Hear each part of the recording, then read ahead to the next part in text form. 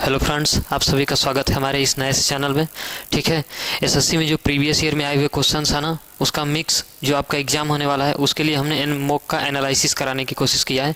देखिए ये क्वेश्चन है आपके सामने, ये तो देखिए इसको ये मिक्स्ड फ्रैक्शन दे रखा है। पहले इसको विषम भिन्न में तोड़ने के लिए क्या करते हैं, इसका 5 में 4 का गुणा कर लें और ये प्लस कर लेते हैं। 5 चौके 20 और 4 कितना हो जाएगा, ये 24/5 भागे बड़ा कोष्ठ है 5 दूनी के 10, 1 11/5 माइनस 1/2 मझला कोष्ठ 4 एकम 4 और ये 1 5/4 माइनस ये छोटा कोष्ठ को ब्रेक करना है तो या तो आप एलसीएम ले सकते हैं, नहीं तो डिनोमिनेटर को बराबर कर लीजिए। और हर को बराबर करने का मतलब है कि ये 4 है तो इसको 5 से गुणा कर दें और इसको 4 से गुणा कर दें तो 20 हो जाएगा। अंश और हर दोनों में गुणा कर लें, यहाँ 5 से और यहाँ 4 से, तो ये 5 एकम 5/20 हो जाएगा ये, और माइनस का ये 4/20 घट जाएगा। जब हर बराबर होता है तो अंश घट जाता है, 1 क्या हो जाएगा ये 20। यानी इसको सॉल्व करने के बाद टोटल आ गया हमारा कितना, 1/20। यहाँ पे रख देते हैं 1/20। ठीक है, अब देखिए इसको यहाँ पे 20 है और यहाँ पे 4 है, इसको डिनोमिनेटर को बराबर करने के लिए यहाँ 5 से गुणा कर दें तो ये भी 20 हो जाएगा और ऊपर और नीचे दोनों में गुणा करना पड़ेगा। तो ये 5 5 कितना हो जाएगा, 25/20 माइनस का 1/20। ये घटेगा 25 में से 1 तो कितना हो जाएगा, ये 24/20। 24/20। अब यहाँ से पूरा हल करने के बाद इसका आ गया 24/20। अब देखिए यहाँ से इस ब्रैकेट जब ब्रेक होगा तो इससे पहले कोई भी चिन्ह नहीं है, इसका मतलब क्या है, यहाँ पे ऑफ होता है, इसका मतलब ऑफ होता है। और ऑफ का मतलब क्या होता है, का, हिंदी में बोलते हैं का, और इसका मतलब होता है गुणा। तो देखिए यहाँ से 24/5 हो गया, ये भाग हो गया बड़ा कोष्ठ 11/5 माइनस का 1/2 और गुणे 24/20। ठीक है, 24/20। अब इसका पहले गुणा होगा, इसके बाद घटेगा भागो योग के नियम से, तो 24 एकम 24 हो गया ये, और बटे 20 दूनी 40। या तो फिर यहाँ पे आप काट भी सकते हैं, 4 से काट लीजिए, इसको 4 से काट लीजिए, 4 6 का 24 और ये कितना हो जाएगा, 4 5 20 गुणा कर लीजिए, 6 एकम 6 और ये बटे 10, ये कितना हो जाएगा 11/5 माइनस। ठीक है, और ये 24/5 भागे। अब इसको हर बराबर नहीं है तो इसको क्या कर देंगे, इस 5 को 2 से गुणा कर दे तो ये 10 बन जाएगा, यानी ऊपर भी गुणा करना पड़ेगा। तो ये 22 माइनस हो गया कितना, 6, तो 22 में से 6 घटा देंगे तो ये हो जाएगा 24/5 भागे 22 में से ये 6 चला गया तो कितना हो जाएगा 16/10। ठीक है, अब देखिए आगे ये भाग है तो जब इसको गुणा में चेंज करेंगे तो अंश और हर पलट जाता है दूसरा वाला, यानी 24/5 हो गया, और भाग है तो ये गुणे में हो जाएगा 10/16, ये हो जाएगा 5 से 2 बार में, और ये 4 चौके 16, 4 छक्का 24, 2 से इसको काट लीजिए 2 बार में, और फिर 2 से ये काट देंगे 3, यानी आंसर कितना आ जाएगा 3। ये कौन सा ऑप्शन है, ये डी ऑप्शन आपका करेक्ट आंसर है। ठीक है, आगे देखते हैं सेकंड क्वेश्चन। पहली 4 संख्याओं का औसत 5वीं संख्या का 3 गुना है। पहली 4 संख्याओं का औसत 5वीं संख्या का 3 गुना है, यानी जो 5वीं नंबर है उसको हम मान लें x, तो 4 संख्याओं का औसत कितना हो जाएगा, पहली संख्या प्लस दूसरी संख्या प्लस तीसरी संख्या और प्लस चौथी संख्या। ठीक है, इनका औसत निकालने के लिए संख्याओं का योग बटे संख्या हो जाता है, और ये किसके बराबर है, इसके 5वीं संख्या के 3 गुने, यानी x का 3 गुना 3x हो जाएगा। तो इनका योग अगर निकालें हम, पहली प्लस दूसरी प्लस तीसरी संख्या और प्लस जो चौथी संख्या हो जाएगी 4 का, इसमें 3 का गुणा कर देंगे तो हो जाएगा 12x, यानी चारों संख्याओं का योग हमें क्या मिल गया, 12x। चारों संख्याओं का योग 12x। तो 5वीं संख्या क्या है, x है, अगर 12x में ये x जोड़ दें, ये 4 संख्याओं का योग ये है और 5वीं संख्या ये है, तो 4 संख्याओं का योग 12x और एक 5वीं संख्या x जोड़ दें तो पांचों संख्याओं का योग हो जाएगा 13x के बराबर है। और ये जो 13x पांचों संख्याओं का योग है, ये बोल रहा है कि सभी 5 संख्याओं का औसत 85.8 है, यानी 5 संख्याओं का औसत का मतलब हो गया कि पांचों संख्याओं का योग बटे 5वीं संख्या। तो पांचों संख्याओं का योग अगर निकालना है हमको तो क्या करेंगे, इसमें 85.8 में हम 5 का गुणा कर दें तो ये पांचों संख्याओं का योग मिल जाएगा जो कि 13x के बराबर है। तो यहाँ से काट लीजिए, x की वैल्यू यहाँ से 13 से इसको भाग दे देंगे तो हो जाएगा 13 छक 78 और 7 13 छक 78 यानी 6.6। तो 6.6 की वैल्यू 5 से गुणा कर देंगे तो कितना आ जाएगा ये 33। कौन सा ऑप्शन है ये आपका सी ऑप्शन करेक्ट है 33। ठीक है, देखिए फिर से बता देते हैं, चार संख्याओं का जो योग का औसत है, चारों संख्याओं का औसत वो पांचवी संख्या के 3 गुने के बराबर। तो हमने पांचवी संख्या को x मान लिया और इसका 3 गुना कर दिए तो 3x। और औसत कैसे निकलता है, चारों संख्याओं का योग बटे 4, इसका 3 गुणा कर दीजिए तो 4 3 12x हो गया, यानी चारों संख्याओं का योग किसके बराबर है 12x के। तो पांचवी संख्या x है, 12x में x जोड़ देंगे तो 13x हो जाएगा जो कि पांचों संख्याओं का योग है। और बोल रखा है कि 5 संख्याओं का औसत 85.8 है। तो 85.8 में 5 संख्याओं का अगर गुणा कर दें तो ये पांचों संख्याओं के योग के बराबर हो जाएगा। तो यहाँ से 13 से इसको काटे हैं 6.6 बार में और इसको x की वैल्यू निकालने के लिए 5 में 6.6 का गुणा कर दिए हैं तो कितना आ गया है 33, जो कि सी ऑप्शन आपका है। देखिए कोई चक्रीय चतुर्भुज ABCD इस प्रकार है कि AB इसके अंदर, पहले तो आप ये समझ लीजिए कि चक्रीय चतुर्भुज कहते किसको हैं। चक्रीय चतुर्भुज का मतलब हो गया कि किसी भी वृत्त में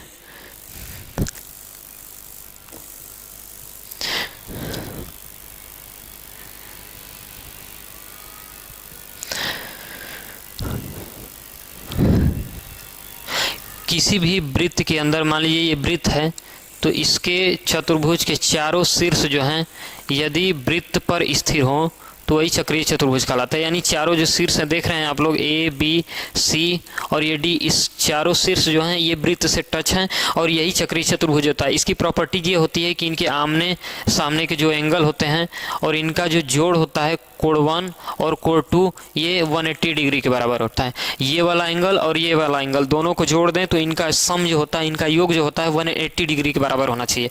तो देखिए बोल रहा है कि यदि AB इसके अंदर बने वृत्त का व्यास है, यानी व्यास का मतलब डायमीटर होता है। अच्छा, डायमीटर किसको कहते हैं, देखिए इसको बताते हैं। यानी व्यास किसको कहते हैं, व्यास को इंग्लिश में बोला जाता है डायमीटर। तो डायमीटर मान लीजिए ये केंद्र है वृत्त का, तो यहाँ से केंद्र से होते हुए ये परिधि होती है वृत्त की, ये जो घिरी हुई रेखा इसको बोलते हैं परिधि। तो केंद्र से होते हुए परिधि से परिधि तक जो लाइन टच करती है उसी को क्या बोलते हैं, वृत्त का व्यास बोलते हैं। और व्यास का आधा जो होता है, यानी यहाँ से या तो यहाँ ले ले, मान लीजिए O बिंदु है तो OB को त्रिज्या बोला जाता है, यानी व्यास का आधा त्रिज्या होता है, या तो OA भी इसका क्या है त्रिज्या है। तो बोला है कि AB इसके अंदर बने वृत्त का व्यास है और कोण ADC 148 अंश है। यानी ये जो व्यास है इस पर एक ये व्यास है और इस पर कोण ADC बराबर 180 अंश है। तो BAC का मान ज्ञात कीजिए। तो पहले तो ये चक्रीय चतुर्भुज है, ठीक है। तो चक्रीय चतुर्भुज का मतलब हो गया कि यहाँ से इसको बना लेते हैं, यहाँ से ये आपका ये चक्रीय चतुर्भुज हो जाएगा, ठीक है। अब देखिए ये बोला है AB हो गया, इसको C नाम दे देते हैं और इसको D देते हैं, ठीक है। अब बोला है कि ये ADC 148 डिग्री है, यानी ADC यानी ये वाला जो एंगल दे रखा है, ये वाला एंगल जो है 148 डिग्री का दे रखा है आपसे। और पूछ रहा है कि BAC का मान बता दीजिए, यानी BAC का मतलब ये जो बीच वाला होता है इसी का मान निकाला जाता है, यानी A का मान पूछा हुआ है, ये BAC का मान, ठीक है। तो देखिए कोई भी एक, मान लीजिए ये वृत्त है, इस व्यास के ये आर्क से, ये जो आर्क है ये चाप है, इस पर कोई भी एंगल बना दें तो ये एंगल अगर ये 2 थीटा है तो ये एंगल थीटा होता है। ये वृत्त की प्रॉपर्टीज होती है। ऐसे अगर सर्कल बना है और ये आर्क है, मान लीजिए ये अगर कोई आर्क है और ये केंद्र है, केंद्र पे अगर ये एंगल अगर ये मान लीजिए 2 थीटा है, ठीक है। इसको मिटा लेते हैं।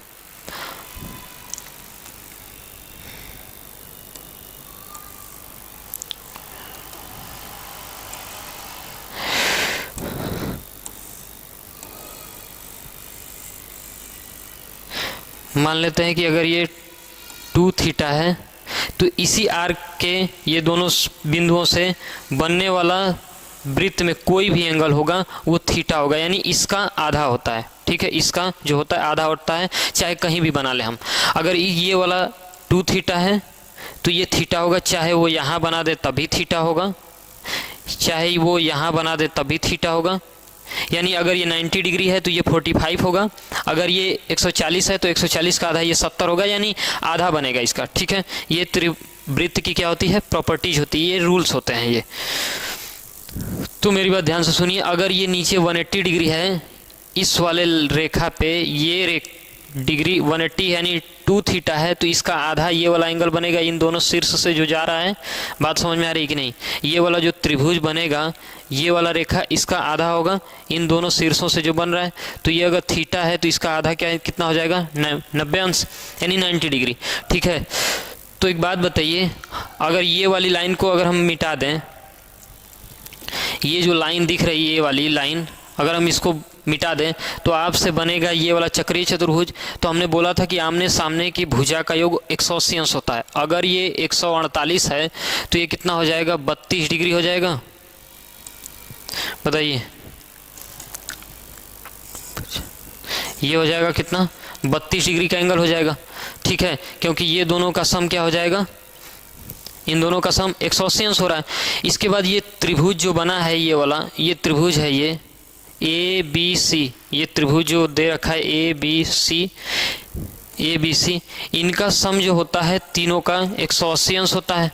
तो आपको दे रखा है एक कोण सी ए बी प्लस कोण ए बी सी और प्लस कोण एक और है ये सी, यानी बी सी ए, कोण बी सी ए बराबर 180 अंश होगा इस त्रिभुज में।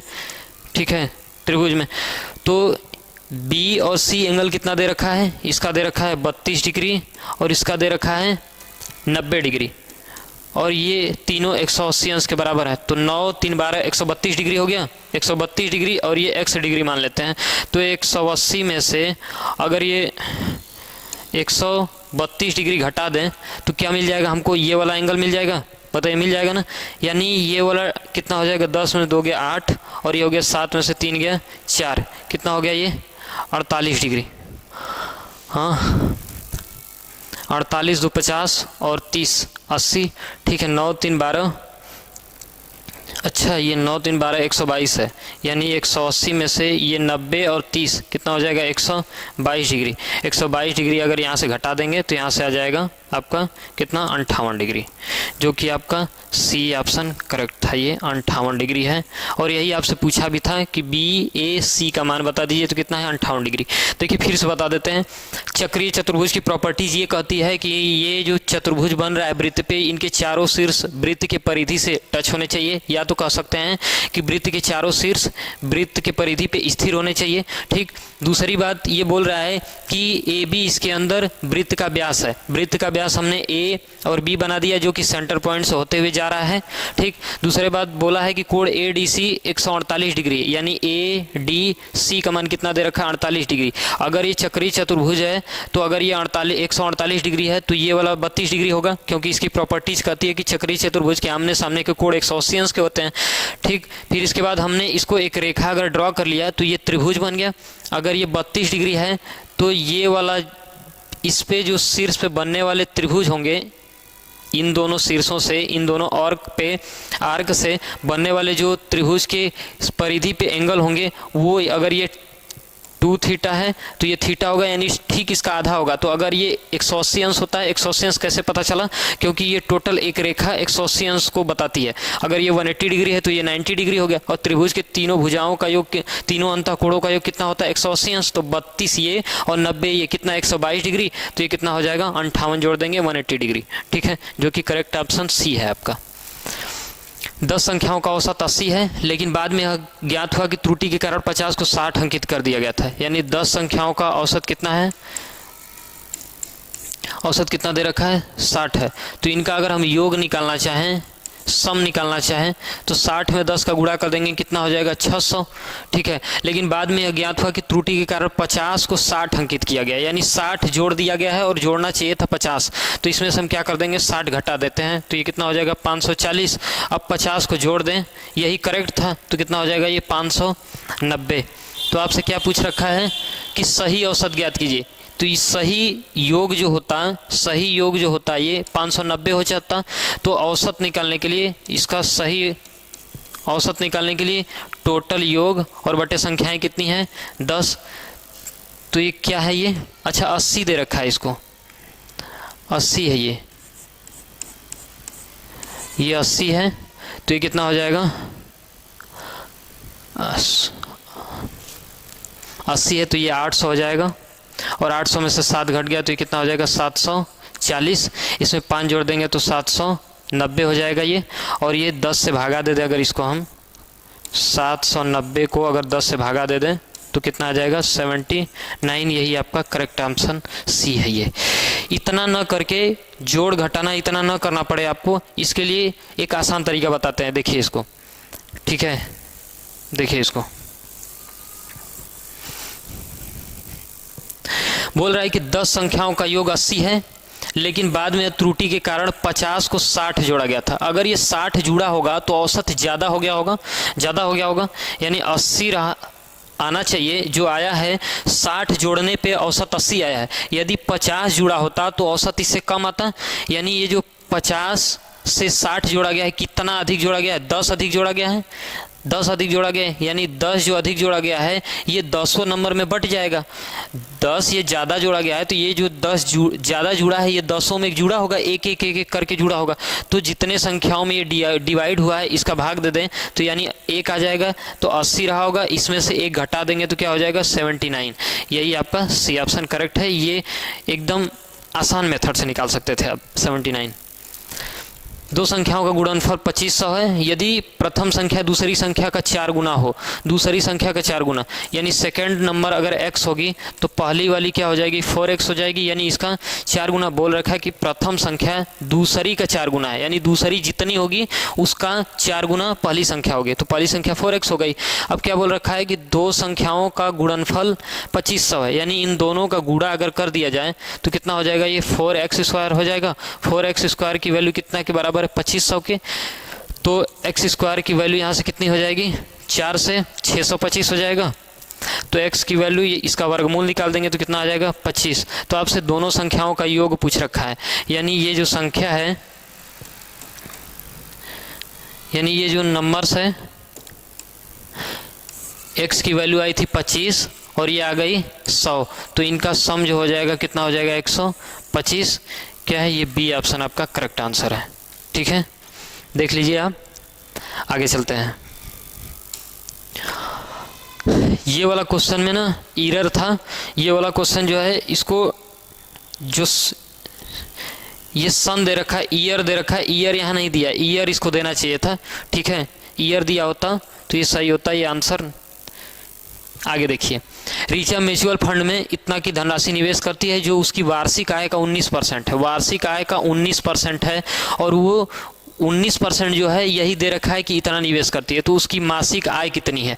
यानी वार्षिक आय दे रखा है 19% है, 19% का मतलब हो गया कि ये 19% जो दे रखा है यही आपका कितना है 559968 के बराबर है। तो आपसे 100% का पूछा है, यानी ये वार्षिक आय निकल करके आएगा। ये क्यों? क्योंकि ये वार्षिक आय का 19% क्या कर रहा है, जो उसकी वार्षिक आय का 19% है, यानी ये जो है उसकी वार्षिक आय का 19% निवेश किया है, तो ये वार्षिक आय निकल करके आ जाएगी, यानी इनकम। 100% की वैल्यू जो निकालेंगे वो वार्षिक क्या है, इनकम है।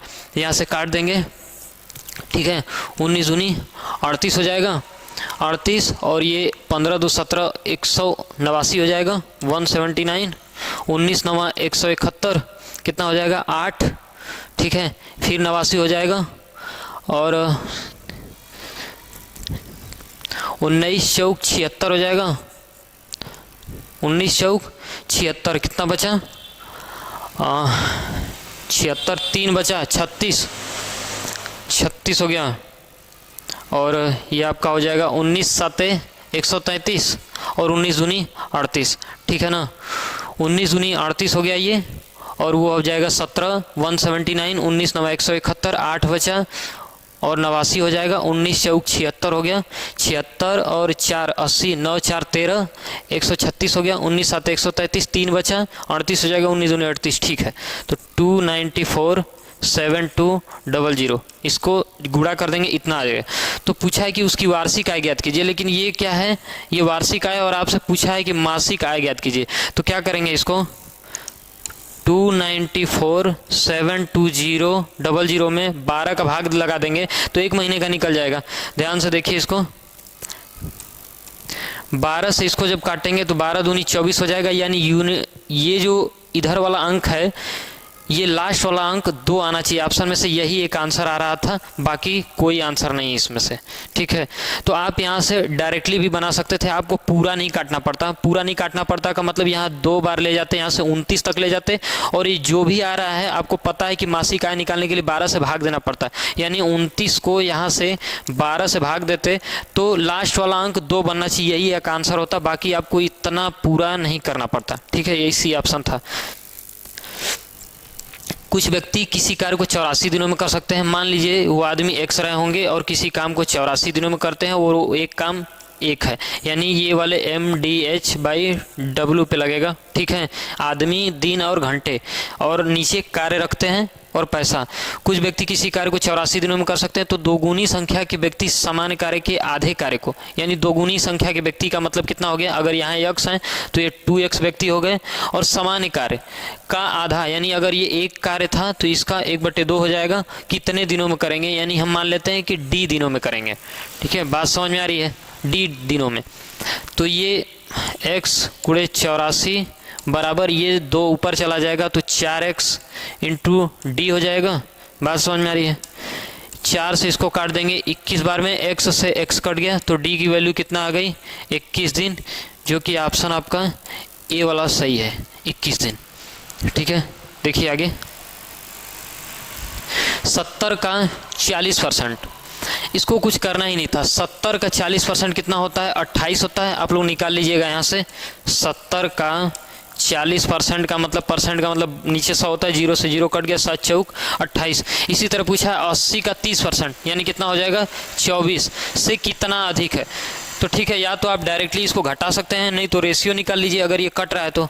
ठीक है, 4 × 6 = 24 और 4 × 7 = 28, यानी ये नंबर जो है 7 है और ये नंबर 6 है। तो पूछा है कि कितना ज़्यादा है इससे, ये कितना ज़्यादा है इससे,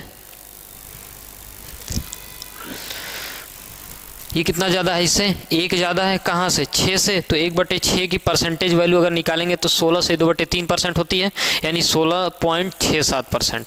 ठीक है, 1/6 की होती है 16 से 2/3% अथवा 16.67%। ठीक है, आगे देखिए। 4 अंकों की वह अधिकतम संख्या ज्ञात कीजिए जिसमें 15, 18, 21 तथा 24 से भाग देने पर क्रमशः 11, 14, 17 तथा 20 शेष बचे। इस क्वेश्चन को करने का बेसिक तरीका बता देते हैं, और पहले तो आसानी से ऑप्शन से देख लीजिए पहले तो, इसके बाद हम आपको बेसिक तरीका बता देते हैं, क्योंकि पेपर में आपको बेसिक तरीका यूज ही नहीं हो पाएगा। ठीक है, देखिए इसका क्या करेंगे, पहले तो देख लीजिए बेसिक क्या होता है। 15, 18, 21 और 24 का एलसीएम अगर आपको निकालना है एलसीएम, तो आप सबका फैक्टर निकाल दीजिए। 5 × 3 = 15 हो जाएगा। 18 का कितना हो जाएगा, 9 × 2। 21 का कितना हो जाएगा, 7 × 3। और 24 का कितना हो जाएगा, 8 × 3। तो एलसीएम का मतलब होता है लीस्ट कॉमन मल्टीपल होता है ना, अधिकतम नंबर हमको निकालना है। तो यहाँ से 9 ले लेते हैं, यहाँ से 7 है, ये 8 है, और ये कितना है, 5। ठीक है, 8 × 5 = 40, 8 × 5 = 40 और 9 × 4 = 36, 360 × 7 हो जाएगा ये 0। 7 × 6 = 42 के 2 हाथ में है 4, 7 तिली के 21 और 4 25, 20 आ गया। ठीक है, 25, 20 इनका एलसीएम आ गया। अब पूछा है आपसे कि 4 अंकों की अधिकतम संख्या, तो 4 अंकों की बड़ी संख्या कौन सी होती है, 9999 होती है। इसको क्या करना है आपको, ये जो आया है एलसीएम, इससे भाग देना है आपको, ये पता करने के लिए कि ऐसी कौन सी नंबर्स होगी जो कि 4 अंकों की अधिकतम नंबर ऐसी कौन सी होगी जो इनसे पूरा बार कट जाएगी। तो 25, 20 है ये, इससे भाग दे देंगे। ये कितना बार जा रहा है, 3 बार। 0, 6, 3 दूनी 6, 3 × 5 = 15 के 5, 3 दूनी 6, 1, 7, 9, 3, 4 और 2, 24, 39 ये शेष बच रहा है, यानी कि इसमें से अगर ये 24, 39 नहीं होता तो ये संख्या इससे कट जाती। तो इसको क्या करेंगे, 9999 में से 2439 क्या कर देंगे, माइनस कर देंगे। ठीक है, वो जो नंबर आएगी, देखिए घटा के दिखा दे रहे हैं, 3 ये 9 है, ये 0 हो गया, ये 6 हो गया, ये 5 और ये 7। ये जो नंबर है ये वाली, इन सब से पूरा बार कट जाएगी। हमने क्या किया कि पहले तो इनका एलसीएम निकाल लिया। एलसीएम निकालने के बाद या तो आप इसका मल्टीपल भी निकाल सकते हैं कि इसका मल्टीपल ऐसी कौन सी संख्या है जो कि इनसे कट जा रही है। तो आपको 4 से गुणा, फिर 5 से गुणा, फिर 6 से गुणा करके देखना पड़ेगा मल्टीपल, जो कि 4 अंकों की अधिकतम संख्या से ज़्यादा न जाए। लेकिन हमने क्या किया कि डायरेक्टली भाग दे करके पता कर लिया कि 3 बार जा रहा है, यानी 3 बार जाने का मतलब है कि 7560 है और शेष बच रहा है इतना। अगर ये 9999 में से अगर ये संख्या नहीं होती तो ये कट जाता। तो इसमें से हमने शेषफल जो आया है इसको घटा दिए, तो ये जो नंबर है इससे ये नंबर कट जाएगी और इससे कटने का मतलब है कि इन सब से ये नंबर कट जाएगी। ठीक है, पूरा बार कट जाएगी। लेकिन इसने बोल रखा है कि 11, 14 और 17, 20 शेष बचना चाहिए। तो हम ये देख लेते हैं कि 15 में से 11 घटाने पे कितना आ रहा है 4, 18 में से 14 घटाने पे 4, 21 से 17 घटाने पे 4 और 24 से 20 घटाने पर 4, यानी 7560 में से हम क्या कर देंगे, इसको 4 को जो शेष बच रहा है जो घटाने पे आ रहा है इसको माइनस कर दें तो 7, 5, 5 और 6 यही आएगा घटाने पे, जो कि आपका बी ऑप्शन करेक्ट है। ठीक है, लेकिन आपको इतना सारा नहीं करना है क्योंकि पेपर में आपको टाइम ही नहीं मिलेगा इतना करने का। तो देखिए आसान तरीका बताते हैं आपको।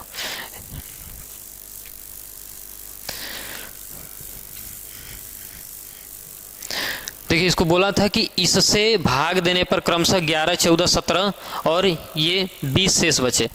तो क्या करना है आपको, पहले छोटा नंबर जिसका पहाड़ा आपको आता है उसी से चेक कर लीजिए 15 से ऐसी कौन सी संख्या है जो कि शेषफल 11 दे रही है।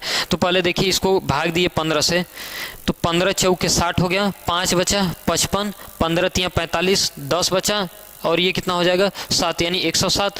तो 15 छक्का 90, 15 7 105, 105 और ये कितना है 107, 2 शेष बच रहा है। ये तो नहीं है संख्या, ये संख्या नहीं है। आगे देखते हैं, ये 15 तियाँ 45 है, 11 शेष बच रहा है, 117 हो जाएगा। 15 7 105, कितना शेष बचा 12, 125 हो जाएगा। 15 छक्का 90, 15 7 105, 15 8 120, ये शेष कितना बच रहा है 5, ये भी नहीं है। इसी तरह ये भी नहीं, आप भाग देके देख सकते हैं, ये भी संख्या नहीं होगी, यही होगी जो कि 11 शेष बचाएगी। देखिए हम आपको भाग दे करके दिखा दे रहे हैं।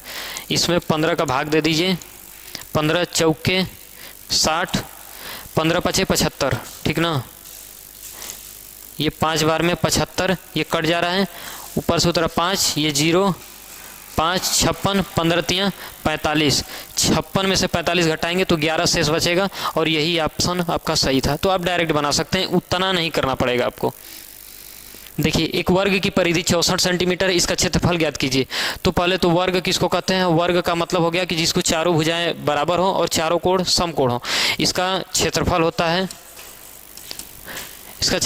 है भुजा स्क्वायर, या तो फिर आप लोग ए स्क्वायर भी कह सकते हैं। इसका जो परिमाप होता है पैरामीटर बोलते हैं इसको, और इसको एरिया बोलते हैं। इसको एरिया और इसको इंग्लिश में पैरामीटर बोलते हैं। पैरामीटर कितना होता है 4a, और इसका विकर्ण जो होता है विकर्ण, इसको डायगोनल बोला जाता है, डायगोनल। ये कितना होता है a√2 या भुजाकर्णी में 2 भी कह सकते हैं। तो दिया है वर्ग की परिधि 64 सेंटीमीटर है। परिधि का मतलब परिमाप, 4a की वैल्यू कितना दे रखा है 64, तो a की कितनी हो जाएगी, भाग दे देंगे तो 16 हो जाएगा, 16 चौके 64। तो क्या पूछा है क्षेत्रफल, यानी क्षेत्रफल का मतलब a स्क्वायर, तो 16 का स्क्वायर कर देंगे तो कितना आता है 256 सेंटीमीटर स्क्वायर, जो कि ये आपका ए ऑप्शन करेक्ट है।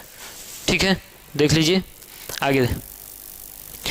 इनमें से कौन सी संख्या किसी भी प्राकृतिक संख्या का वर्ग नहीं है। तो वर्ग नहीं है का मतलब है कि इनमें से कुछ संख्याएं, तीनों संख्याएं होंगी जो वर्ग बना रही होंगी। तो वर्ग का नियम होता है कि 1 से 24 तक का स्क्वायर आपको तो याद होना चाहिए। 1 से 24 तक का स्क्वायर निकालने पे लास्ट के 2 अंक इन संख्याओं में से अगर नहीं आते हैं तो वो संख्या क्या होगी, नॉन परफेक्ट होगी, यानी स्क्वायर नहीं होगी। जैसे कहने का मतलब क्या है, जैसे हमारा कहने का मतलब ये है कि 12 का स्क्वायर क्या होता है 144, 13 का स्क्वायर क्या होता है 169, 14 का स्क्वायर क्या होता है 196, यानी इनके लास्ट में क्या आ रहा है 69 आ रहा है, इनके लास्ट में 96 आ रहा है, इनके लास्ट में क्या आ रहा है 44। यानी अगर संख्याओं के वर्ग में 44 आ रहा है तब तो वो पूर्ण वर्ग है, नहीं तो नहीं है। जैसे 71 दे दे तो 71 क्या 1 से 24 तक के किसी भी संख्या का स्क्वायर करने पर 71 कभी आता है? नहीं आता है, ठीक ना। तो ये संख्या नहीं होगी। इसी तरीके से देख लेते हैं आगे, ये 56 बना रहा है। 56 किसका होता है? 16 का स्क्वायर कितना होता है? 256, यानी ये संख्या स्क्वायर में हो सकती है। 225 का मतलब क्या है? 15 का स्क्वायर होता है 225। ये 61 किसका है? 19 का स्क्वायर कितना होता है? 361। 92 जो है किसी भी संख्या के 1 से 24 तक के स्क्वायर में नहीं आता, इसलिए क्या है, यही एक संख्या थी जो कि पूर्ण वर्ग नहीं थी। और इसको आप बेसिक से भी देख सकते हैं करके निकाल के, ठीक है। उसके लिए उतना आपके पास टाइम नहीं है कि आप निकाल पाएँ पेपर में, ठीक है। यही आंसर सही था। बाकी आप ये लास्ट के 2 अंकों से देख सकते हैं। देखिए, एक धनराशि किसी वार्षिक दर से 5 वर्ष के लिए साधारण ब्याज पर निवेश की जाती है यदि ब्याज दर 2% बढ़ा दिया जाए। यानी अगर 1 साल में 2% बढ़ाएगा तो 5 वर्ष के लिए निवेश कर रहा है तो 10% बढ़ा देगा। 5 में 2 का गुणा कर दीजिए, 10% बढ़ा दिया तो 10% का ये वैल्यू दे रखा है कि ब्याज 190 रुपया बढ़ जाता है। जो परसेंटेज में 10% बढ़ता है वो एक्चुअल में 190 बढ़ जाता है। तो निवेश की गई धनराशि ज्ञात कीजिए। यानी हमेशा मूलधन क्या होता है? 100% में, तो 100% की वैल्यू आपसे पूछ रखा है। 0 से 0 कट जाएगा और ये 1900 आपको सी ऑप्शन करेक्ट है ये, ठीक है। आगे देखिए, किसी वस्तु के अंकित मूल्य तथा लागत मूल्य का अनुपात 5:4 है। अंकित मूल्य किसको कहते हैं? देखिए 5 है और लागत मूल्य का मतलब होता है क्रय मूल्य, और ये कितना है? 4 है। आगे क्या बोल रहा है कि यदि वस्तु को बेचकर अर्जित लाभ 12.5% का होता है। 12.5% का मतलब कितना होता है? 1/8। 12.5% का मतलब कितना? 1/8। और ये लाभ हो रहा है, यानी ये क्रय मूल्य रहा होगा और 1 का इसको लाभ हो रहा होगा। मेरी बात ध्यान से सुनिए, अगर 8 क्रय मूल्य है तो 1 का लाभ हुआ होगा, तो बेचा कितने में होगा? अगर 8 में खरीद के लेके आया, 1 का लाभ हो रहा है, यानी बेचा होगा 9 में, तभी तो लाभ होगा 1 रुपए का। तो वहां से पता चल रहा है कि CP 8 रुपए है और SP कितना है? 9 रुपए है। लेकिन यहाँ पे तो CP 4 बता रहा है, इसका 2 गुना है, तो अगर इसको 2 गुना कर दें दोनों को तो ये 8 CP हो जाएगी। तो अंकित मूल्य कितना हो जाएगा? 10। यानी क्रय मूल्य हो गया हमारा, क्रय मूल्य 8 हो गया और अंकित मूल्य क्या हो गया? 10। क्रय मूल्य का मतलब होता है कि जिस मूल्य पर हम कोई धन खरीद करके लेके आते हैं या कोई वस्तु खरीद के लेके आते हैं। और अंकित मूल्य का मतलब हो गया कि हम जो डिब्बे पे स्टिकर लगा करके लिख देते हैं वही हमारा क्या हो जाता है? अंकित मूल्य। जैसे 8 रुपये में सामान खरीद के लेके आए, हम चाहते हैं कि 10 रुपये में बेचें, तो हम स्टिकर पे क्या लगा देंगे? 10 रुपये, क्योंकि लोगों को दिखा सकते हैं कि हम 10 रुपये जितने में खरीद के लेके आए उतने में ही आपको बेच रहे हैं, ठीक है। तो देखिए यहाँ से अंकित मूल्य 10 था और बेचा हमने कितने में? 9 रुपये में। बात समझ में आ रही है? तो छूट पूछा है, और छूट हमेशा जो होता है वो अंकित मूल्य पे निकलता है। लाभ और हानि क्रय मूल्य पे निकलती है और छूट क्या होता है? अंकित मूल्य पे निकलता है। तो छूट बोला है, यानी 10 डिब्बे पे लिखा था, 9 रुपए में बेच दिया। कितने रुपए का छूट दिया था? 1 रुपए का। कहाँ से? 10 पे, क्योंकि हमने बोला था कि अंकित मूल्य पे निकलता है। बेस जो होती है अंकित मूल्य, 1/10 का परसेंटेज वैल्यू 10%। यही आपका करेक्ट आंसर है, ठीक है। आगे देखिए, 4.8 और 10.8 के बीच मध्यानुपाती तथा 0.4 और 2.4 के बीच का तृतीय अनुपाती। तो मध्यानुपाती का पहले तो आप लोग फार्मूला देख लीजिए। मध्यानुपाती का फार्मूला होता है √AB और तृतीय अनुपाती का फार्मूला होता है B²/A, ठीक है ना। हम इसको A मान लेते हैं, इसको B मान लेते हैं, इसको A और इसको B, ठीक है। तो √AB का मतलब, इसको बेसिक से भी हम बता दे रहे हैं। देखिए इसको 4.8 अगर दिया है तो मध्यानुपाती का मतलब है कि बीच वाला टर्म आपसे पूछ रहा है, ये समानुपात में हो जाएगा बीच वाला, और ये अनुपात हो जाएगा 10.8 के। यही जब आप गुणा करेंगे तो x² की वैल्यू आ जाएगी 4.8 इंटू 10.8। तो x की वैल्यू क्या आ जाएगी? √4.8 और इंटू 10.8। देखिए यही चीज आ गया, A B का गुणा हो रहा है, अंडर रूट में हो रहा है, ठीक है। इसी को कहते हैं मध्यानुपाती, मीन प्रोपोर्शन इसको बोलते हैं, मीन प्रोपोर्शन इंग्लिश में। तो x की वैल्यू निकालने के लिए यहाँ से क्या कर दें हम? 48/10 कर सकते हैं और इंटू 108 इसको 10 कर दें, और ये अंडर रूट में होने का मतलब है कि यहाँ पे भी 10 है, यहाँ पे भी 10 है, 1/10 बाहर कर लें, 1/10 हो जाएगा, ठीक है। अंडर रूट में ये अगर कर दे तो 48 को फैक्टर बनाए तो 12 चौक 48 हो गया, और इंटू 108 का 12 9 108 हो गया। बात समझ में आ रही है? हमने 48 को आप गुणा करके भी स्क्वायर रूट निकाल सकते हैं, लेकिन उतना नहीं करना है आपको। 12 दो जगह है तो 12 कॉमन ले लेते हैं, 12 का वर्गमूल 12 आ जाएगा, 4 का वर्गमूल कितना है 2 और 9 का वर्गमूल कितना हो जाएगा 3, यानी 12 दूनी की 24 तियाँ 72। तो 72 और ये बाहर जो आया है 1/10 यानी x की वैल्यू क्या हो जाएगी 72/10 का मतलब कितना हो जाएगा 7.2। तो 7.2 तो आया आपका क्या मीन प्रोपोर्शन, यानी मध्यानुपाती आ गया कितना 7.2।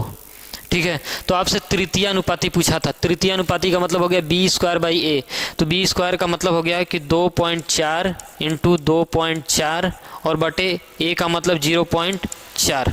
ठीक है, तो ये भी एक स्थान पे दशमलव लगा हुआ है, ये भी एक स्थान पे हम इन दो दशमलव को काट सकते हैं।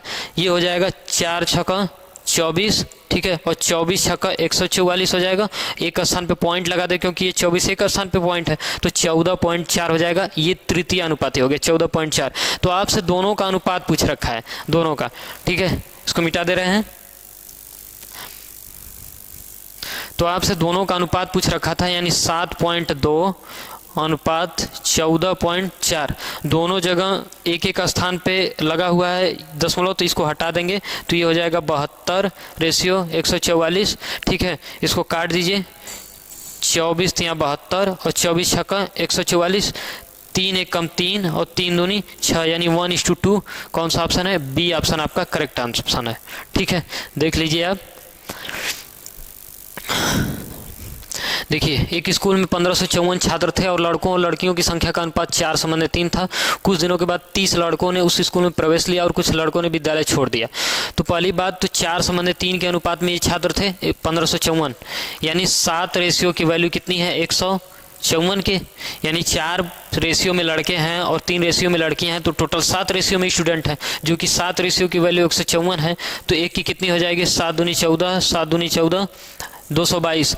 तो ये 4 की कितनी हो जाएगी 888 और 3 की कितनी हो जाएगी, इसका गुणा कर देंगे तो 666, यानी पहले किसका रेशियो दे रखा है लड़कों का, यानी ये बॉय हो गए और एक यहाँ हो गए गर्ल्स। ठीक है, इसके बाद देखिए दिया है उस प्रवेश लिया, कुछ लड़कों ने विद्यालय को छोड़ दिया, यानी ये विद्यालय लड़के छोड़ रहे हैं, और लड़के और लड़कियों का अनुपात 7:6 हो जाता है, यानी बाद में इनका रेशियो कितना हो जाता है 7:6 हो जाता है, और ये कुछ लड़के छोड़ रहे हैं। इसके बाद बोला है कि कुछ दिनों के बाद 30 लड़कियों ने प्रवेश ले लिया। ठीक है, 30 लड़कियां प्रवेश ले रही हैं। तो अगर ये 30 लड़कियां प्रवेश ले रही हैं, 666 थी, अगर 30 और आ गई तो ये कितना हो जाएगा 696 हो जाएगा। 696 जो आया है ये 6 रेशियो के ही तो बराबर हुआ होगा, चाहे जितने का गुणा करके बना है, यानी हम ये पता कर लेंगे कि ये कितना गुना है। तो 6 कम 6 6 कम 6 3 बचा, यानी 116 गुना है। तो ये भी तो 7 का 116 गुना होगा, यानी 7 छक 42 के 2 हाथ में 4, 7 एकम 7 4 11 के 1 हाथ में 1, 7 एकम 7 और 1 8। 888 थे, हो कितने गए 812, कितना घट गए 76 घट गए। ठीक ना, यही 76 लड़कों ने क्या किया था, विद्यालय को छोड़ दिया था। ये 76 आपका करेक्ट आंसर है। देखिए फिर से बता देते हैं, 7 की वैल्यू हमने 1554 ली थी, 1 की 222, तो लड़के 4 रेशियो में थे तो 4 का इसमें गुणा कर देंगे 888, लड़कियां 3 रेशियो में थी तो 666 हो गया। फिर लड़कियों ने 30 लड़कियों ने प्रवेश लिया था तो 666 थी, 30 जुड़ गई तो 696 हो गया। और बोला है कि ये रेशियो 7 रेशियो में 6 में था, तो ये वाला जो 696 है ये 6 रेशियो के बराबर है, यानी 6 का 696 है। तो आप 1 का निकाल करके 1 का 116 आएगा, तो 7 का हम निकाल लिए, कितना आ रहा है 812, यानी 888 थे, अब कितने हो गए 812, तो कितने घट गए 76 घट गए। यही आंसर करेक्ट था। देखिए इसको 3√3 का परिमेयकारी गुणनखंड ज्ञात कीजिए। परिमेयकारी गुणनखंड का मतलब होता है कि ऐसे कौन सी नंबर है जिनको हम गुणा कर दिया जाए उस नंबर में तो संख्या परिमेय व्यंजक में हो जाए। जैसे फिर से बताते हैं, यदि ये नंबर है तो ऐसी कौन सी दूसरी नंबर होगी जिनका उसी में गुणा कर दिया जाए, इसमें गुणा कर दिया जाए तो ये परिमेय संख्या में कन्वर्ट हो जाए। तो ये 3 है और ये √3 है। ये √3 के साथ अगर √3 का अगर हम गुणा कर दें तो क्या √3 मिल करके 3 बना लेगा और ये परिमेय संख्या हो जाएगी। ठीक है, तो यही आपका आंसर √3 था। ठीक है, बस इसमें कुछ नहीं करना था। देखिए, नमक की कीमत में 20% की कमी हो जाने के कारण एक व्यक्ति 100 रुपये में 4 किलोग्राम अधिक खरीद सकता है, यानी 20% की कमी होती है तो 20% की फ्रैक्शन वैल्यू कितनी हो जाएगी 1/5। अगर वो प्राइस जो है 5 से 1 कम हो जाता है तो 4 हो गया होगा, तो उसका कंजप्शन जो है, कंजप्शन यानी ये कीमत है और ये क्या है, खपत है। आपकी खपत जो हो जाएगी इसका इन्वर्स हो जाएगा, यानी 4 से 5 हो जाएगी। ठीक है, ये क्यों ऐसा हो रहा है इसको देखने के लिए आप हमारे रेशियो की क्लास में देख सकते हैं आप इसको, कि क्यों इन्वर्स हुआ है, हमने उसको वहाँ पे बेहतर तरीके से समझा रखा है। तो बोल रहा है कि 4 किलोग्राम अधिक नमक खरीद सकता है, यानी एक रेशियो जो ये बढ़ रहा है, एक रेशियो की वैल्यू कितना है, 4 किलोग्राम है, तो पहले कितना लाता होगा, 16 किलो, अब कितना लाता होगा, 20 किलो, 16 किलो और 20 किलो। तो बोल रहा है नमक की घटी हुई कीमत प्रति किलो ज्ञात कीजिए। तो नमक का मूल्य यहाँ पे घटा था, यानी कंजप्शन ये वाला है, तो 100 रुपए में अब कितना ला रहा है, घटने के बाद जब दाम घट गया तो ज़्यादा लाएगा, यानी 20 किलो लाएगा। पहले लाता था 16 किलो, दाम घट गया तो अब लाएगा 20 किलो। तो 20 किलो यानी रुपया में क्वांटिटी का भाग दे देंगे तो मिल जाएगा हमको 1 किलो का दाम, यानी 5 रुपये प्रति केजी। यही पूछा था आपसे, तो कौन सा आंसर है, ये बी ऑप्शन आपका करेक्ट है। ठीक है, आगे देखते हैं। यदि गोले की त्रिज्या को 2 गुना कर दिया जाए तो उसका आयतन क्या हो जाएगा। तो गोले का पहले तो फार्मूला आप लोग देख लीजिए। गोले का वक्र पृष्ठ प्लस संपूर्ण पृष्ठ, वक्र पृष्ठ और संपूर्ण पृष्ठ जो होता है ये दोनों सेम होते हैं। वक्र पृष्ठ और संपूर्ण, गोले का जो वक्र पृष्ठ होता है और संपूर्ण पृष्ठ दोनों सेम होता है। इसका फार्मूला होता है 4 पाई आर स्क्वायर। ठीक है, और इसका आयतन क्या होता है, आयतन वॉल्यूम क्या होता है, 4/3 पाई आर क्यूब। ठीक है, तो आपसे पूछा है कि इस फार्मूले की कोई ज़रूरत नहीं है, हालांकि हमने बता दिया केवल। तो बोल रहा है कि यदि इसको 2 गुना कर दिया जाए तो आयतन कितना हो जाएगा, ये गुने के फॉर्म में दिया है ऑप्शन में। तो ये देखिए रेडियस केवल क्यूब हो रही है, यानी अगर ये 2 गुना होगा तो 2 का क्यूब हो जाएगा केवल, यानी 8 गुना। तो ये आपका डी ऑप्शन करेक्ट है। बाकी इसमें कुछ करना नहीं था, आप एक्स ऑक्स मान के लगा सकते हैं, कोई दिक्कत नहीं है। देखिए यदि बस की गति 72 किमी प्रति घंटा है तो 8 सेकंड में तय की गई दूरी बता दीजिए। तो दूरी बराबर क्या होता है, चाल गुणे समय। चाल कितनी दे रखा है, 72 किमी प्रति घंटा, और ये ऑप्शन आपके मीटर में हो रहे हैं तो इसको हम चेंज कर लेते हैं मीटर पर सेकंड में, यानी 5/18 से गुणा करके। ठीक है, और समय कितना है 5 का, तो 18 चौके 72 हो गया, 4 5 20 5 100, क्या हो जाएगा ये मीटर। ये आपका करेक्ट आंसर ए है ये। ठीक है, बस इतने ही क्वेश्चन थे। ऐसे ही क्वेश्चन पाने के लिए हमारे चैनल पे बने रहिए, लाइक सब्सक्राइब और शेयर कर दीजिए। ठीक है, थैंक यू, जय हिंद।